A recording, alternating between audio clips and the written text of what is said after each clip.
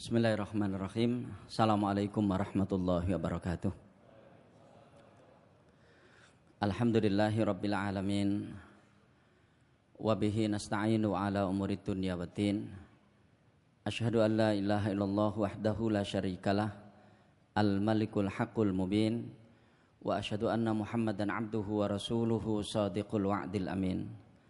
Allahumma salli wa sallim wa barik ala nabiyyika wa habibika Muhammad wa ala alihi wa sahabatihi wa man da'a bida'watihi wa ihtada bihadihi ila yaumiddin. Faqala ta'ala fi kitabihil karim wa huwa asdaqul qailin. A'udzu billahi minasyaitonir rajim. Ya ayyuhalladzina amanu taqullaha haqqa tuqatih wa la tamutunna illa wa antum muslimun. Asbahna wa asbahal mulku lillahi walhamdulillahi la syarikalah, la ilaha illa huwa wa ilaihin nusyur. Asbahna ala fitratil islami wa kalimatil ikhlas wa ala dini nabiyyina Muhammadin sallallahu alaihi wasallam wa ala millati abina Ibrahim hanifa wa ma kana minal musyrikin. Raditu billahi rabba wa bil islami dina wa bi Muhammadin nabiyya wa rasula. Bismillahilladzi la yadurru ma asmihi syai'un fil ardi wala fis sama' wa huwas sami'ul alim. Subhanallahi wa bihamdihi adada khalqihi wa ridha nafsihi wa zinata arshihi wa midada kalimatih. A'udzu bi kalimatillahi tammati min syarri ma khalaq. Allahumma inna na'udzubika min an nusyrika bika syai'an na'lamuh wa nastaghfiruka lima la na'lamu. Para bapak, ibu dan saudara-saudara sekalian, jamaah salat subuh rahimakumullah. Alhamdulillah kita bersyukur kehadirat Allah Subhanahu wa taala.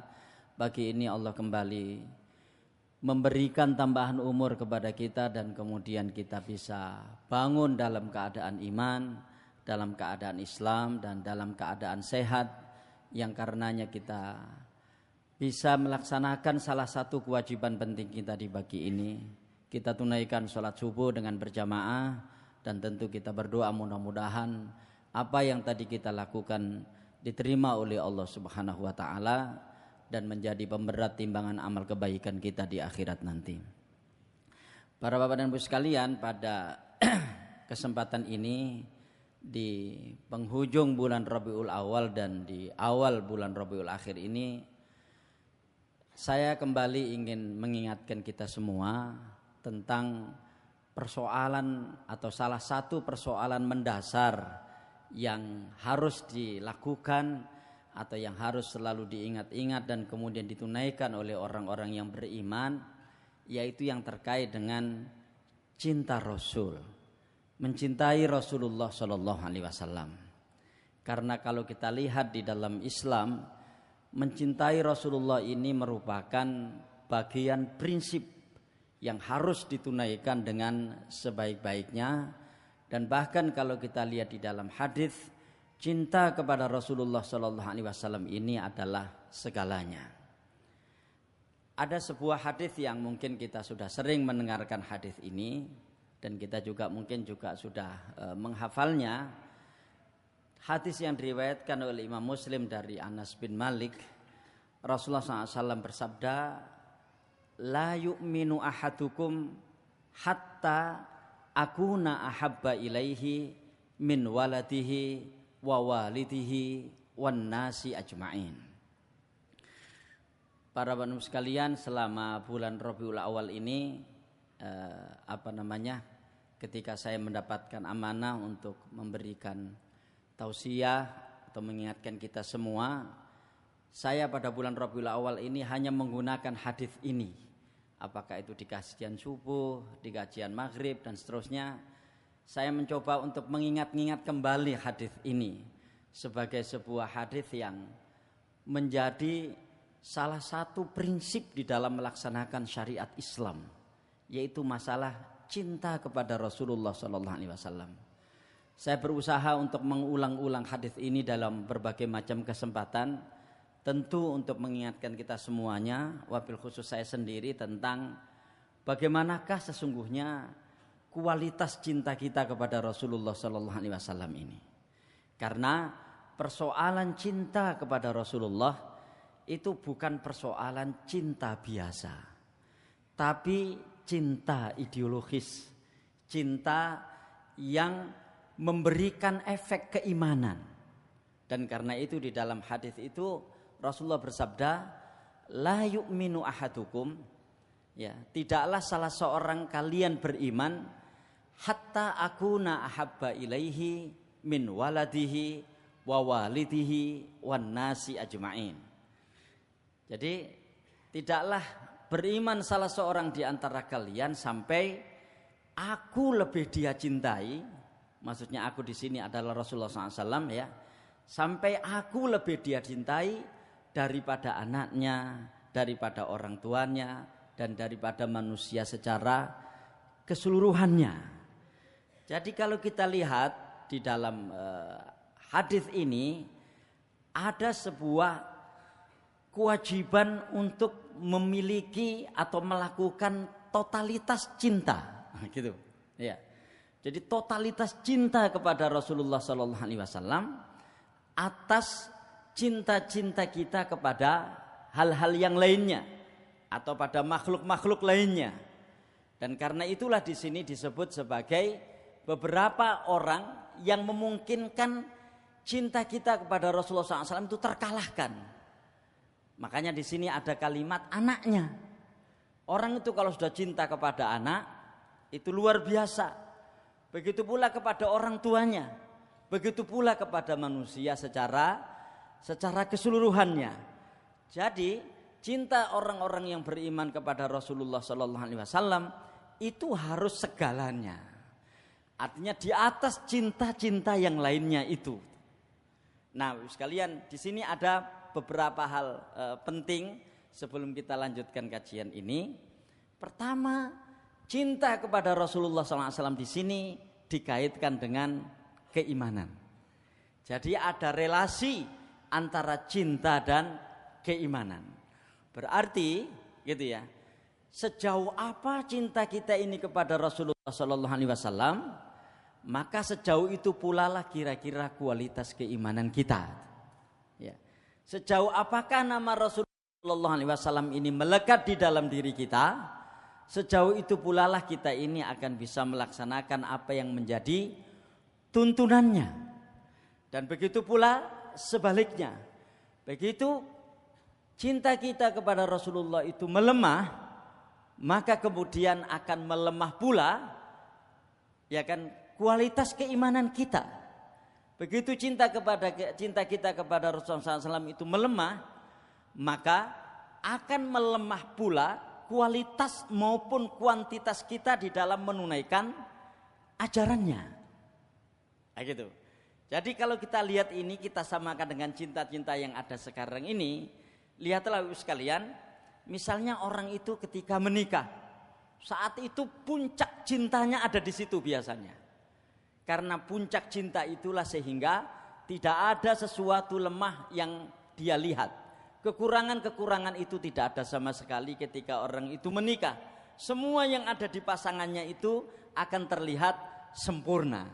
Dan karena semua yang ada di pasangannya itu terlihat sempurna, maka apa yang menjadi tuntutan pasangannya itu pasti dia akan berusaha untuk bisa melakukannya. Ya kan? Orang itu ketika menikah itu adalah dia berada di puncak kecintaannya kepada istrinya itu. Ya, kepada pasangannya itu.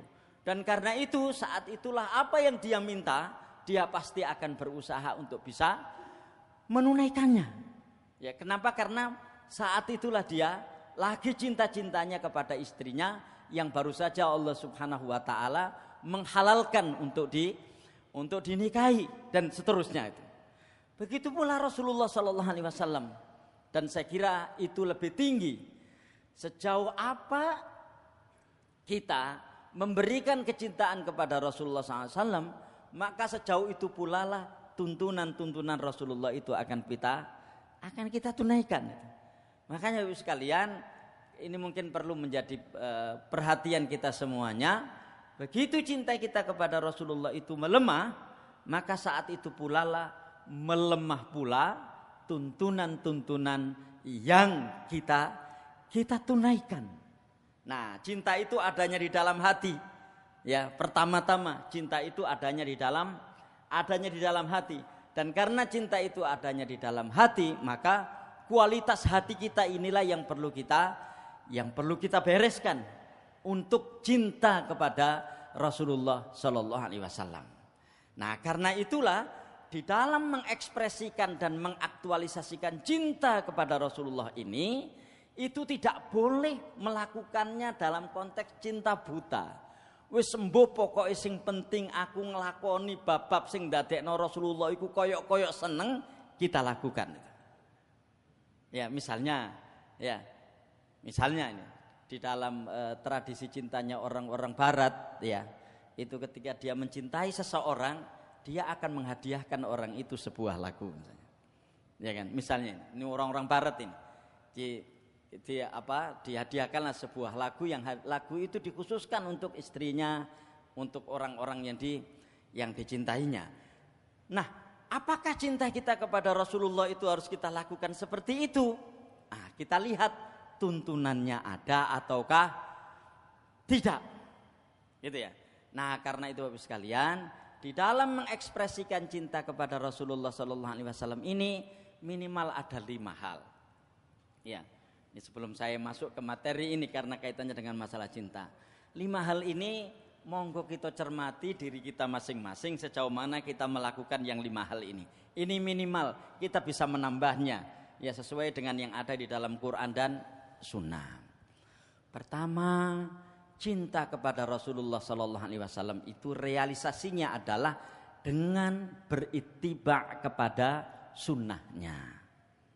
Ya, berittiba kepada sunnahnya.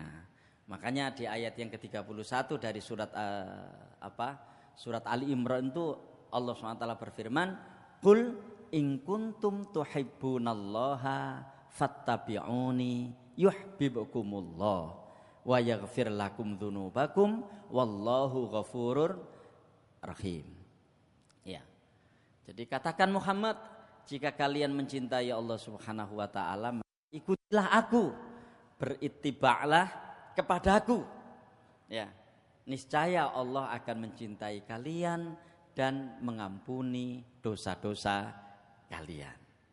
Jadi kita lihat di sini bahwa realisasi cinta kepada Rasulullah Sallallahu Alaihi Wasallam itu adalah berittiba kepada sunnahnya. Jadi kalau kita kemudian naudzubillah jangan sampai ini melanggar sunnahnya, sesungguhnya saat itu kita tidak sedang cinta kepada Rasulullah Sallallahu Alaihi Wasallam.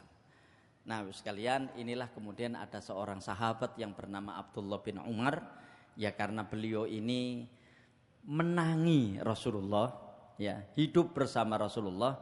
Beliau itu diantara salah satu sahabat yang kepingin sekali sampai gerak-geriknya itu meniru Rasulullah Sallallahu Alaihi Wasallam. Jadi bagaimana Rasulullah itu berjalan, cara jalannya itu sampai diikuti. Ya, kita tidak bisa seperti itu karena kita tidak menangi Rasulullah Sallallahu Alaihi Wasallam.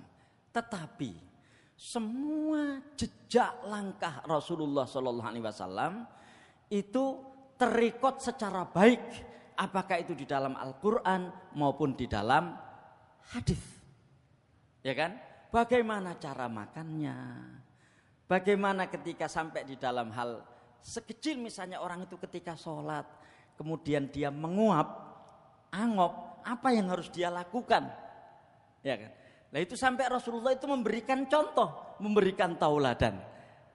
Kecil kan masalah ini kan, jadi ada orang sholat, kemudian ketika sholat itu dia angop, menguap gitu, entah karena sebelum sholat itu dia kantuk, lelah dan seterusnya, sehingga kemudian dia menguap gitu ya.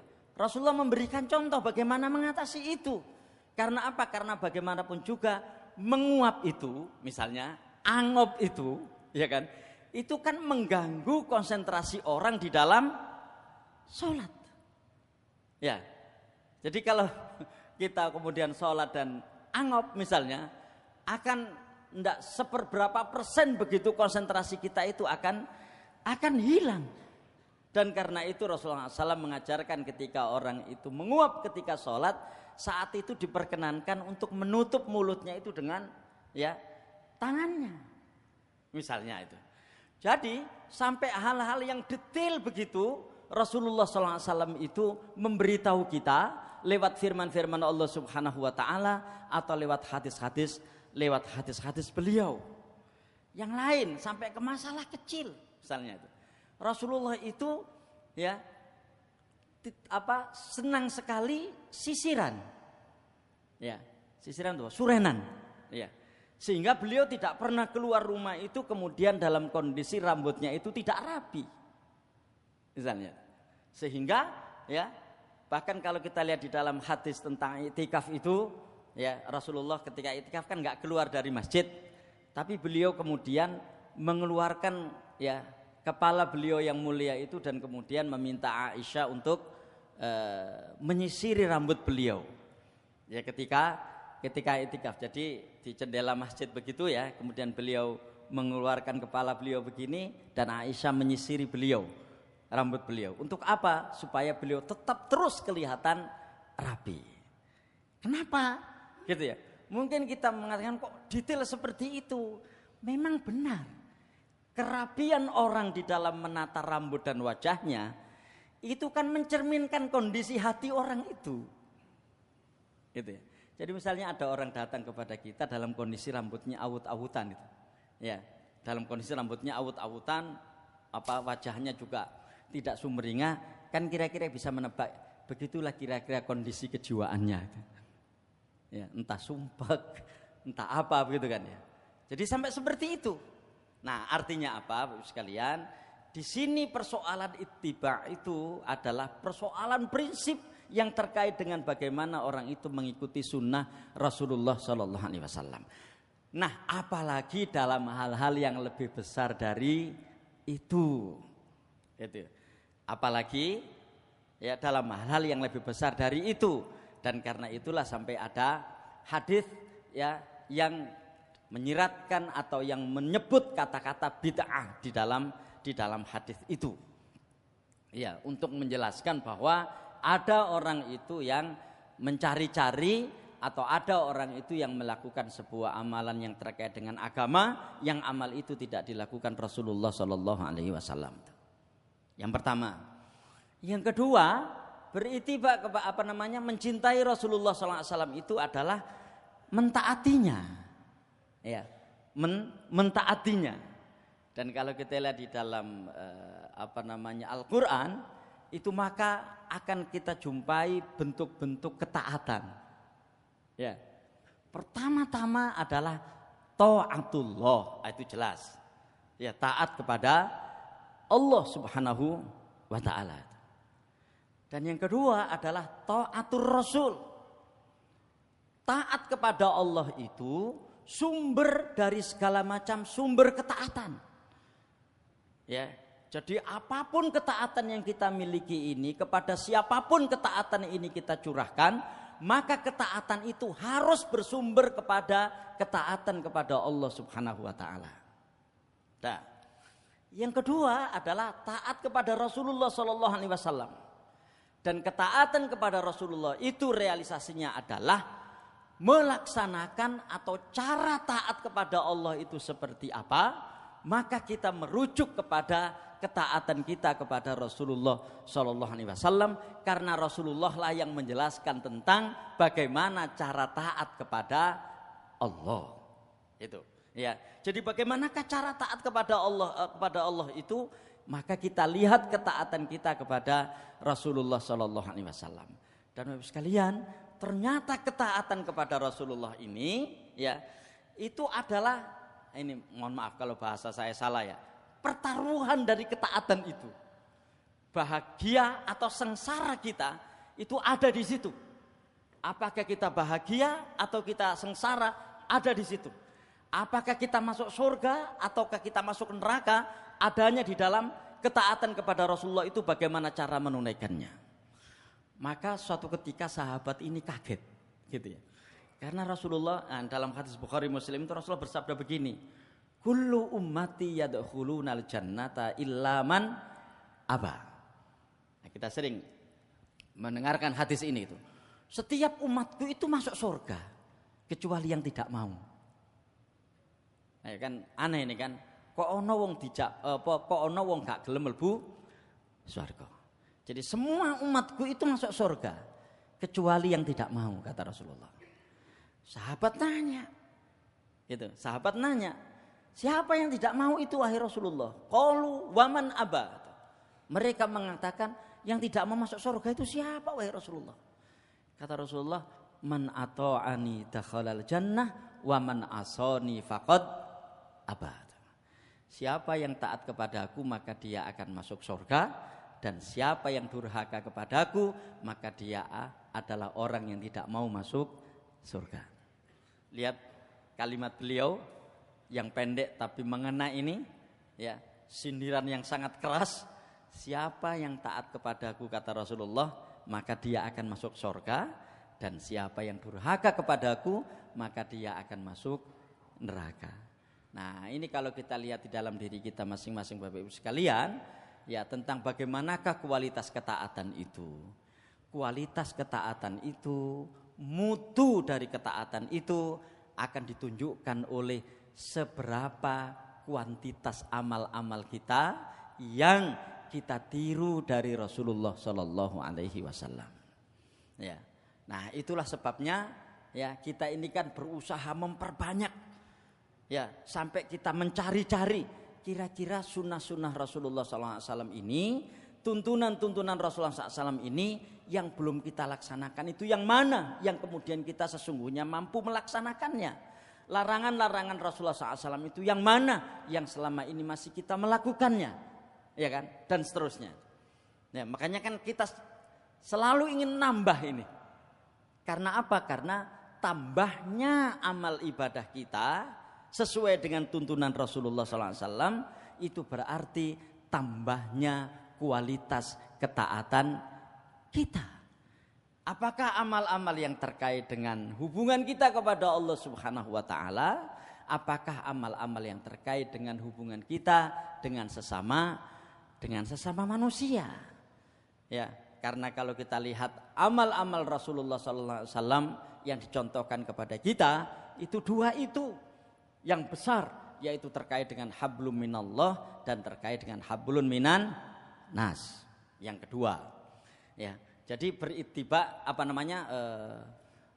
mentaati Rasulullah SAW, dan itu banyak sekali ayatnya, bisa kita lihat di surat Al-Anfal ayat yang ke-20 dan 21 misalnya itu.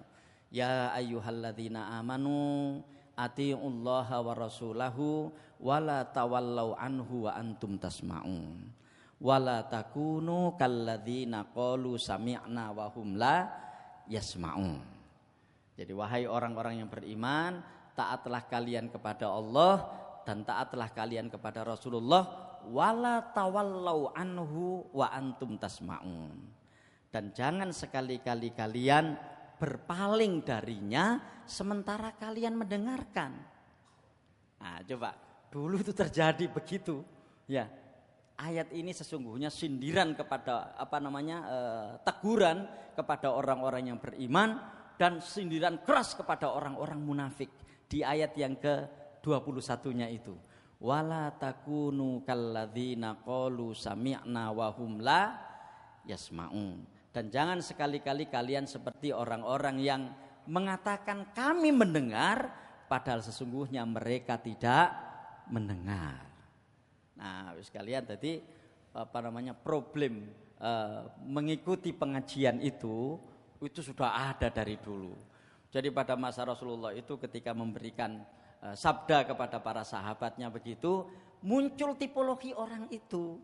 Mereka mendeklar dirinya itu mendengar, memperhatikan, tapi sesungguhnya mereka tidak memperhatikan. Kenapa ini penting? Karena perhatian terhadap sabda Rasulullah itu nanti yang akan menentukan bagaimana dia melaksanakannya. Begitu orang tidak memperhatikannya, bagaimana orang akan mau melaksanakannya? Ya kan? Begitu orang tidak memperhatikan sabda Rasulullah, bagaimana orang itu akan melaksanakannya? Dan itulah orang-orang munafik. Ya kan? Dan itu sebabnya kenapa di dalam Al-Quran orang-orang munafik ini banyak sekali ayat-ayat yang disebut untuk memberitahu kita tentang ciri-ciri mereka, supaya kita juga introspeksi. Jangan-jangan ciri-ciri itu juga ada di kita. Naudzubillah min dzalik. Maka di coro gampang yang ngono karuan koyo wong kafir misalnya. Innalladzina kafaru sawaun alaihim a andzartahum am lam tunzirhum la yu'minun.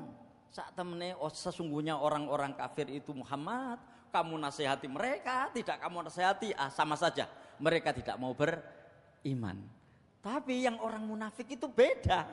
Wa minan nasi may yaqulu amanna billahi wa bil yaumil akhir wa ma hum bimu'minin. Dan di antara manusia itu ada orang yang mengaku beriman kepada Allah dan hari akhir, sementara sesungguhnya mereka itu tidak beriman. Nah, itu kan akhirnya persoalan perasaan dan hati. Ya, makanya di situ Allah mengatakan wala takunu kalladzina qalu sami'na wa hum la yasma'un. Yang kedua. Yang ketiga, cinta kepada Rasulullah itu realisasinya adalah merespon seruannya. Ya, ada kalimat kata-kata istajibu. Jadi merespon seruannya. Dan ternyata kalau kita lihat di dalam Al-Qur'an, merespon seruan Rasulullah itu untuk kepentingan kita. Ya, merespon seruan Rasulullah itu untuk kepentingan kita. Ya ayyuhalladzina amanu ya istajibu lillahi walir rasuli idza ta'akum lima yuhyikum. Jadi wahai orang-orang yang beriman, ya, responlah, istijabahlah terhadap perintah Allah Subhanahu wa taala dan Rasulnya ketika beliau menyeru. Lima yuhyikum, menyeru atas apa yang menjadikan kehidupan bagi kalian. Nah, itu ketika saya lihat tafsirnya maknanya adalah semua seruan Rasulullah itu menguntungkan. Ya, semua seruan Nabi dan Rasulullah itu menguntungkan. Tidak ada satupun seruan Rasulullah itu yang menyengsarakan. Makanya disebut di situ dengan idza da'akum lima yuhyikum. Dan yakinlah akan hal itu. Ya, semua seruan Rasulullah SAW itu menguntungkan bagi kita yang melaksanakan dan merespon seruan tersebut. Nah, itu yang ketiga. Yang keempat, ini yang sering kita dengarkan, ya, mungkin kita di peringatan Maulid itu ya, dan tentunya bukan peringatan Maulid yang kemudian mengadakan acara-acara yang tidak dituntunkan di dalam agama. Itu sering pengajian tentang Maulid itu kan ayat ini paling sering disebut. Tapi naudzubillah min dzalik, kadang-kadang ayat ini pula yang sering dilanggar itu. Ya. Di ayat yang ke-21 dari surat Al-Ahzab itu Allah Subhanahu wa taala berfirman, dan kita sudah sering mendengarkan firman-Nya ini, ya, laqad kana lakum fi rasulillahi uswatun hasanah. Suri tauladan yang baik. Ya. Liman kana yarjullaha wal yaumal akhir wa dzakarallaha katsira, bagi orang-orang yang mengharap rahmat Allah Subhanahu wa taala dan mengharap keimanan kepada hari akhir dan berzikir kepada Allah dengan zikir yang banyak. Bapak Ibu sekalian, suri tauladan kita kepada Rasulullah sallallahu alaihi wasallam itu, ya kan, itu suri tauladan di dalam berbagai macam hal, termasuk ini yang penting ini. Hal-hal yang sulit. Kita ini suri tauladan kita kepada Rasulullah SAW itu seringkali, ya, dan mudah-mudahan bukan termasuk kita, untuk hal-hal yang mudah yang kira-kira kita bisa menirunya, yang kira-kira kita bisa mentauladaninya. Saya tidak tahu, wallahu a'lam bishawab, mungkin kita bisa tanya kepada ahlinya, wabil khusus ahli tafsir gitu ya. Ayat tentang uswatun hasanah ini diturunkan di surat apa? Surat Al-Ahzab. Jadi ayat ini diturunkan oleh Allah Subhanahu wa taala di tengah-tengah peperangan. Dan karena itu masuk di dalam surat Al-Ahzab. Dan surat Al-Ahzab ini adalah surat yang mengkisahkan tentang perang, yaitu perang Khandaq. Ya, perang yang paling menegangkan dalam kehidupan Rasulullah sallallahu alaihi wasallam. Jadi laqad kana lakum fi rasulillahi uswatun hasanah liman kana yarjullaha wal yaumal akhir wa dzakarallaha katsira. Itu ayat sebelumnya dan ayat sesudahnya itu menceritakan perang, menceritakan kondisi dan situasi perang yang menegangkan yang ada pada saat itu. Wallahu a'lam bishawab, saya tidak tahu persis ya kan apa hikmahnya itu, tapi barangkali gitu. Ya barangkali ini ya, mudah-mudahan saya tidak salah. Suri tauladan kita kepada Rasulullah itu jangan mau yang mudah-mudah saja. Ya. Jangan mau suri tauladan yang enak-enak saja yang kira-kira kita bisa menirunya itu. Ada persoalan-persoalan pelik di dalam kehidupan Rasulullah itu yang Rasulullah dengan pertolongan Allah Subhanahu wa taala bisa menyelesaikannya. Nah, ini contoh misalnya. Situasi perasaannya itu misalnya begini.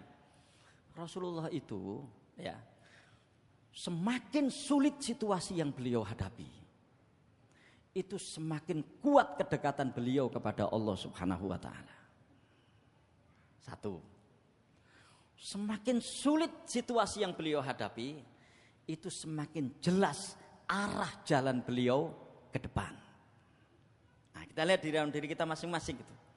Betapa banyak di antara kita ini yang semakin sulit situasi yang kita hadapi, hubungan kita kepada Allah Subhanahu wa taala ini semakin renggang.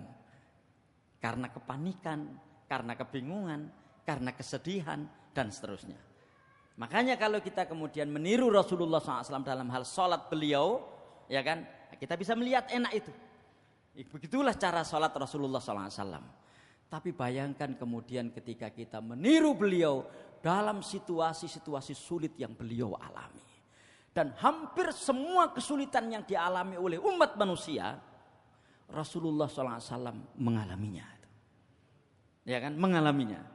Bagaimana kesulitan beliau ketika menata umatnya. Yang kita tidak bisa membayangkan seorang nabi yang suci seperti itu kemudian dilempari kotoran onta misalnya. Ya, dalam situasi yang sulit seperti itu sampai kemudian di dalam hijrah ke Taif itu beliau dilempari batu. Bukan kemudian kita meniru kita dilempari batu, bukan. Ya kan? Tetapi bayangkanlah perasaan kita ketika kita mengalami situasi-situasi sulit itu dan bagaimana cara kita untuk bisa menirunya. Nah, sehingga suri tauladan kita kepada Rasulullah itu menjadi kuat gitu. Itu yang keempat. Dan yang kelima, ini yang sering kita dengarkan ya, yaitu memperbanyak sholawat kepada beliau. Bapak Ibu sekalian, memperbanyak sholawat kepada beliau itu di dalam Al-Quran, perintahnya itu sama besar dengan perintah-perintah besar lainnya. Di ayat yang ke-56 dari surat Al-Ahzab, itu Allah berfirman, dan firman Allah ini sering kita dengarkan waktu salat Jumat ya. Ya, waktu khutbah Jumat itu. Innallaha wa malaikatahu yusholluna 'alan nabi ya ayyuhalladzina amanu shollu 'alaihi wa sallimu taslima. Ya kan, wahai orang-orang yang beriman, apa sesungguhnya Allah SWT bersolawat dan para malaikatnya bersolawat atas Nabi. Maka wahai orang-orang yang beriman, shollu alaihi wasallimu taslima. Jadi perintah solawat itu diawali dengan ya ayyuhalladzina amanu, berarti itu adalah perintah besar, sama besarnya dengan perintah-perintah yang lain. Nah, saya kira kita semua tahulah dalam bab ini. Ya kan, kenapa begitu? Bapak Ibu sekalian, ya kita ini kan sering menyebut nama orang yang orang itu tidak banyak memberikan apa-apa kepada kita. Ya, ini mungkin teman-teman saya yang masih, teman-teman kita yang masih muda, saya kira silakan sajalah kita cinta kepada bola. Tapi jangan sampai nama seorang pemain bola di struktur otak kita ini lebih banyak kita sebut dibanding Rasulullah SAW. Ya kan? Kenapa? Karena yaitu dalam gambaran yang mudah-mudahan saya tidak salah, kaidahnya itu begini. Siapa yang paling banyak kita sebut di dalam struktur otak kita ini, maka itulah kira-kira yang paling banyak kita tiru perilakunya. Ya. Siapa yang paling banyak kita sebut ya di dalam percakapan-percakapan kita, kira-kira itulah orang yang paling banyak kita tiru perilakunya. Ya. Nah, 5 hal itu minimal. Ibu sekalian, ada poin penting ya. Kira-kira kemudian cinta kita kepada Rasulullah SAW itu salah satunya seperti apa untuk menunaikan yang 5 hal itu. Yaitu kaitannya dengan masalah menunaikan amanah. Makanya di judul tadi itu saya mengambil sub cinta Rasul itu dengan menunaikan amanah. Saya terus terang ketika membaca hadis ini, Ini hadis ini riwayat Imam Bukhari dan Muslim ya. Satu agak ketakutan gitu. Dan mungkin saya kira kita semua juga ketakutan ketika membaca hadis ini. Hadis ini bunyinya begini. An Abi Hurairah qala ya, bainaman Nabiyyu sallallahu alaihi wasallam fi majlisin. Jadi dari Abu Hurairah berkata, ketika Nabi sallallahu alaihi wasallam berada dalam sebuah majelis, yuhadditsul qauma, ya yuhadditsul qauma itu sedang memberikan ceramah atau tausiah kepada satu kaum, ya. Ja'ahu a'rabi, tiba-tiba datang orang Badui. Ya, tiba-tiba datang seorang Arab Badui. Faqala matas sa'ah. Ya. Orang ini berkata, matas sa'ah, wahai Rasulullah, kapan kiamat? Itu. Kapan kiamat? Jadi bisa kita bayangkan mungkin dalam majelis kayak seperti ini, tiba-tiba ada orang datang interupsi gitu. Ya. Rasul, kiamat itu kapan? Dan kita tidak tahu waktu itu maudhu atau judul atau tema ceramah Rasulullah waktu itu seperti apa, kita nggak tahu, nggak disebutkan di sini. Rasulullah pokoknya sedang memberikan nasihat kepada kaum yang ada pada saat itu. Tiba-tiba orang Arab Badui ini interupsi terus ngomong, Rasul, kiamat kapan? Ya, kiamat kapan? Gitu. Famadha Rasulullah sallallahu alaihi wasallam yuhaddits. Rasulullah kemudian tetap melanjutkan ceramahnya. Artinya tidak menjawab pertanyaan dadakan yang dilakukan oleh orang Arab tadi gitu. Artinya mungkin waktu itu masih belum waktunya sesi tanya jawab gitu ya. Tapi orang ini sudah tanya gitu. Dan pertanyaannya pun ya mengagetkan banyak orang. Ya, Rasul, kiamat kapan? Gitu. Nah, sudah. Famadha Rasulullah sallallahu alaihi wasallam yuhaddits. Rasulullah terus melanjutkan ceramahnya. Faqala ba'dul qaum, maka sebagian orang mengatakan sami'a ma qala fakariha ma qala. Rasulullah mendengar itu tapi beliau tidak berkenan. Gitu. Wa qala ba'dhum, dan sebagian yang lain mengatakan balla yasma. Oh, mungkin Rasulullah tidak mendengar. Jadi ada yang mengatakan Rasulullah itu mendengar, tapi mungkin beliau tidak berkenan sehingga beliau tidak menjawab. Sebagian yang lain mengatakan Rasulullah tidak mendengar. Gitu. Hatta idza qadha haditsahu, ya sampai ketika ceramah Rasulullah SAW itu selesai, ya qala aina arahu sailu anis saah. Endi iki mau sing takok kapan dina kiamat itu. Nah, berarti Rasulullah mendengar kan? Ya. Jadi mana yang tadi bertanya tentang hari kiamat tadi? Qala, ternyata masih ada di situ orangnya itu. Ha ana ya Rasulullah. Kula Rasulullah. Ya, saya Rasulullah yang bertanya. Ya, kalau kita lihat kan memang perilaku A'rabi di dalam hadis-hadis Rasulullah itu kan sering mencengangkan kan ya. Perilaku orang-orang yang mungkin disebut dengan Arab Badui ini memang orangnya itu senang bloko suto gitu ya. Enggak banyak babi bu, itu orang A'rabi. Bayangkan ya ketika kita mendengar hadis atau hadis yang orang A'rabi tiba-tiba dia datang kemudian kencing di Masjid Nabawi itu ya. Ya kan kita pernah mendengarkan hadis itu. Dan Rasulullah tahu perilaku itu. Waktu itu Umar bin Khattab sudah kepingin menempeleng orang itu, tapi Rasulullah melarang itu. Ya, bahkan Rasulullah menyuruh untuk membersihkan kencingnya. Nah, orang ini ternyata masuk Islam ketika Fathu Makkah. Namanya Aqra' bin Habis yang kemudian mendapatkan harta ghanimah, ya harta rampasan perang itu pada perang Hunain, perang yang terjadi setelah Fathu Makkah itu. Ya, nah, itu salah satunya. Nah, kemudian Rasulullah bersabda, kapan kiamat itu datang? Beliau mengatakan, fa idza dhuyi'atil amanatu fantadhiris sa'ah. Ketika amanah itu dihilangkan, maka tunggu datangnya hari kiamat. Kenapa persoalan amanah ini yang saya ambil di dalam subtema tentang cinta Rasul ini, Bapak sekalian? Karena Rasulullah itu memiliki berbagai macam sifat utama. Dan di antara sifat utama beliau itu ada 4 yang sudah sering kita mendengar sifat-sifat itu, yaitu siddiq, amanah, tabligh, dan fatonah. Jujur, amanah, menyampaikan, artinya semua yang didengar semua yang disampaikan malaikat Jibril kepada beliau sampaikan semuanya, tidak ada yang beliau tambah dan tidak ada yang beliau kurangi. Dan yang keempat adalah cerdas. Nah, pada poin amanah ini yang saya kira salah satu poin yang mendasar untuk kita lihat di dalam diri kita masing-masing, karena persoalan amanah ini itu menjadi persoalan yang terkait dengan kiamat itu kapan datang. Ya, kiamat itu kapan datang. Makanya beliau mengatakan fa idza dhuyi'atil amanatu fantadhiris sa'ah. Lihat di situ. Ketika amanah itu dihilangkan, maka tunggu datangnya hari kiamat. Orang ini masih nanya lagi, ya kan? Kaifa idza'atuha? Terus cara menghilangkan amanah itu, amanah kok bisa hilang itu kenapa? Atau bagaimana wahai Rasulullah? Ya, kok amanah kok bisa hilang itu gimana ceritanya itu? Rasulullah bersabda, idza wussidal amru ila ghairi ahlihi fantadhiris sa'ah. Ketika perkara itu diserahkan kepada orang yang bukan ahlinya, maka tunggu datangnya hari kiamat.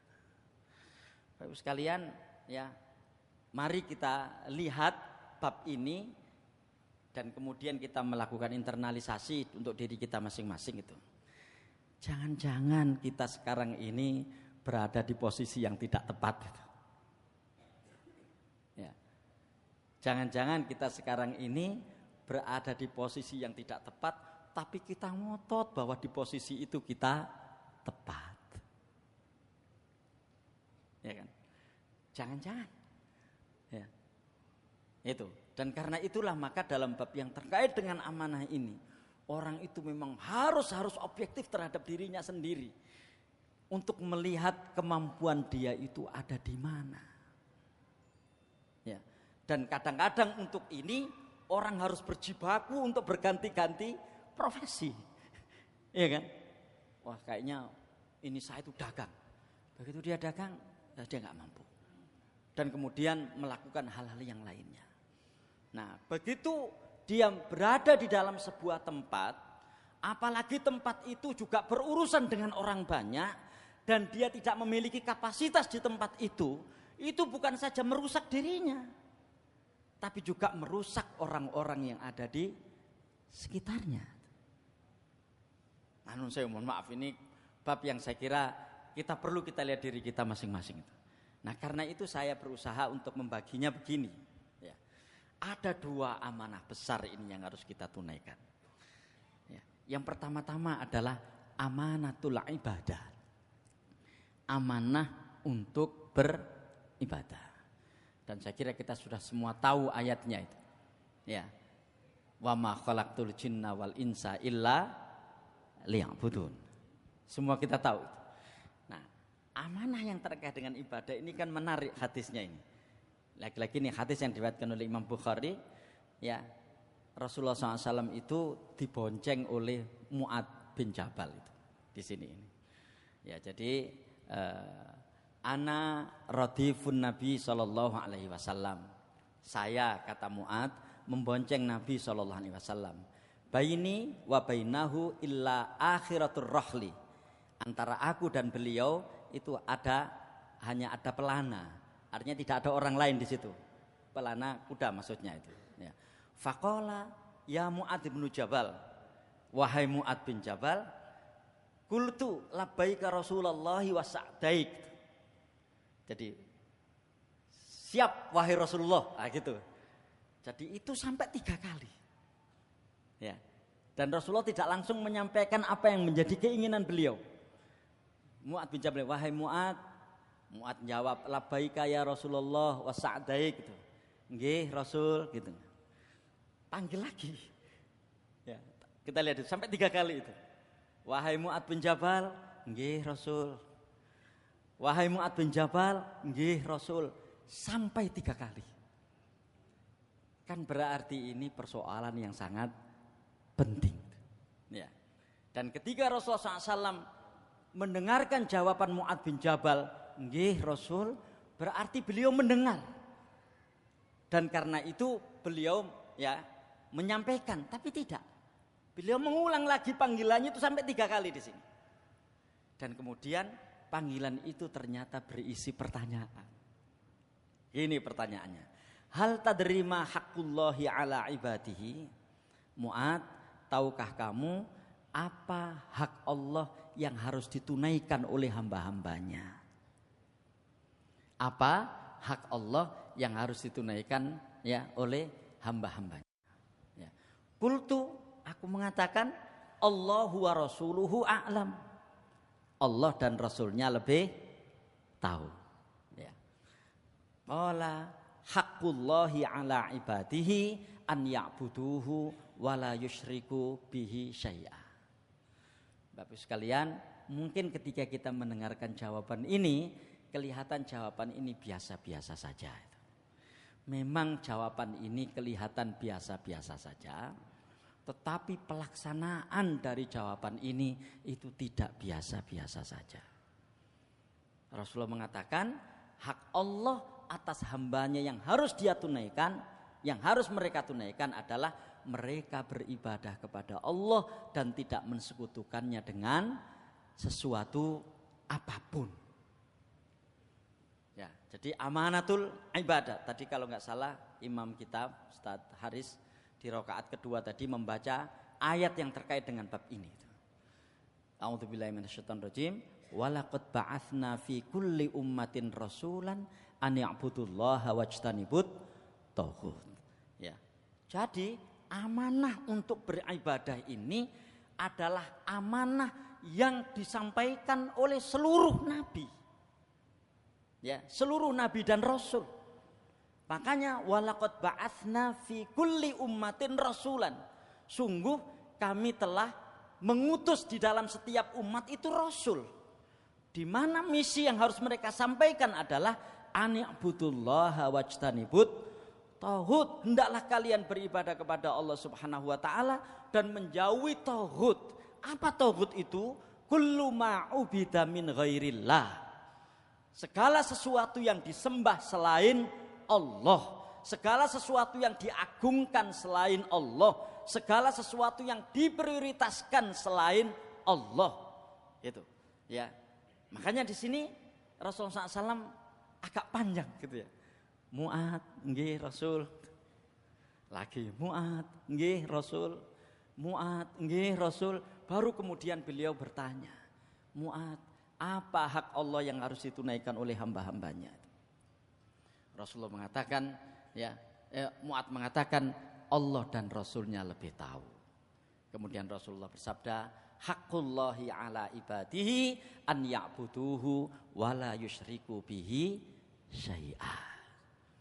Nah, ini Bapak Ibu sekalian yang pertama-tama. Artinya jungkir balik kita di dalam kehidupan dunia ini, inilah yang harus kita tunaikan. Ya, inilah yang harus kita tunaikan. Istilahnya itu jangan sekali-kali dan kita berusaha sekuat tenaga dalam semua lingkup kehidupan kita ini, jangan sampai keluar dari orbit beribadah kepada Allah Subhanahu wa taala. Itu sebabnya sehingga Ibnu Taimiyah itu mengatakan bahwa ibadah itu ismun jami'un likulli ma yuhibbuhullahu wa yardhah. Jadi ibadah itu adalah segala sesuatu yang berupa amalan hati, yang berupa amalan lesan, yang berupa amalan panca indera ini yang dicintai oleh Allah Subhanahu wa taala dan diridhoinya. Makanya luas sekali di sini maknanya itu. Artinya jangan sekali-kali, dan ini peringatan buat kita semuanya, ada amal-amal yang kita lakukan ini yang kemudian menjadikan Allah itu murka, yang menjadikan Allah itu tidak ridho. Pastikan yang kita lakukan ini Bapak Ibu sekalian, nah ini monggo ini ajakan buat kita semuanya, pastikan yang kita lakukan ini yang menyebabkan Allah cinta dan yang menyebabkan Allah ridho, dan itulah ibadah. Nah ya, itu yang pertama. Ini maknanya. Yang kedua adalah amanatur riayah. Ya, amanatur riayah, amanah pemeliharaan. Yang mungkin kalau kita menggunakan bahasa yang lain adalah amanah kepemimpinan. Karena pada dasarnya tugas pemimpin itu menjaga dan memelihara. Dan itulah yang tertuang di dalam hadis yang kita sudah sering mendengarkan hadis itu. Ya. Ala kullu mas'ulun an ra'iyati. Ketahuilah bahwa sesungguhnya setiap kalian ini adalah penggembala. Makna aslinya itu. Ra'in itu penggembala. Setiap kalian ini adalah pemimpin. Ya. Nah, orang itu ketika menggembalakan kambing misalnya, menggembalakan sapi misalnya, atau kerbau misalnya, atau apa hewan ternak yang dia gembalakan, maka pertama-tama yang harus dia lakukan adalah mengetahui tentang sifat-sifat gembalaannya itu kan. Oh, nek wedhus iku gampang merengkel gitu. Makanya saya tidak tahu persis, Rasulullah itu pernah bersabda begini. Ya, kullul anbiya'i ra'yul ghanam. Setiap nabi itu pernah menggembala kambing gitu. Sahabat nanya, "Wa anta ya Rasulullah?" Engkau juga ya Rasulullah, termasuk juga saya. Saya pernah menggembala kambing, ya. Angon wedhus maksudnya, dan kemudian saya mendapatkan upah dari angon wedhus itu gitu. Ya. Dan saya sangat-sangat meyakini, oh berarti nabi-nabi itu pernah menggembala kambing.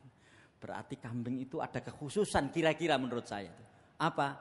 Wedhus itu kan paling repot aturannya gitu ya.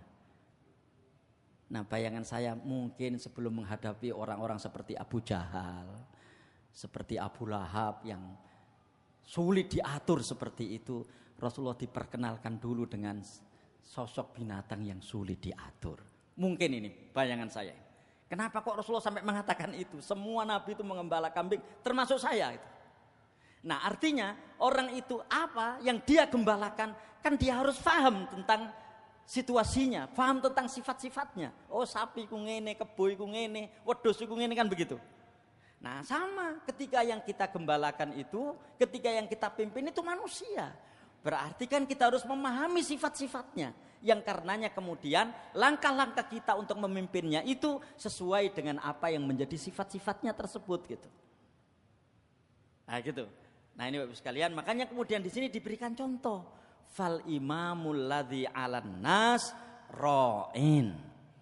Maka seorang imam, seorang pemimpin atas manusia, dia adalah penggembala. Wa huwa mas'ulun an ra'iyati. Dan dia dimintai pertanggungjawaban tentang yang dipimpinnya itu. Warrajulu ra'in ala ahli baitihi.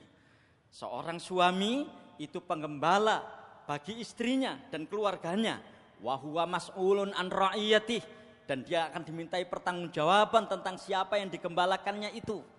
Wal mar'atu, seorang perempuan, ra'iyatun ala ahli baiti zaujiha wa waladihi wa hiya mas'ulatun anhum.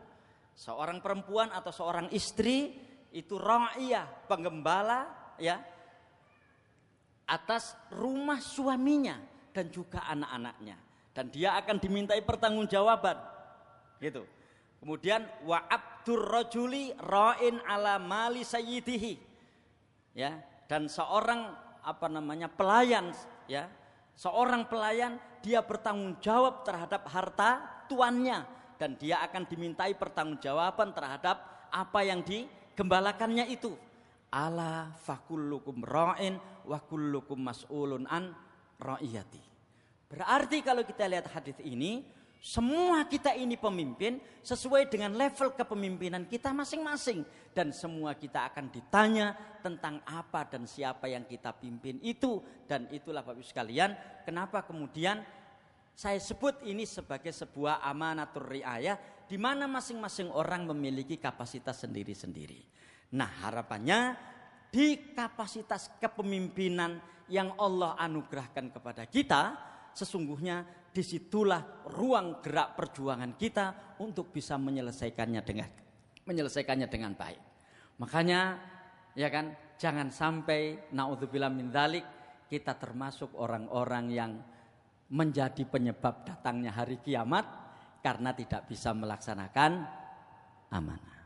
Assalamualaikum warahmatullahi wabarakatuh.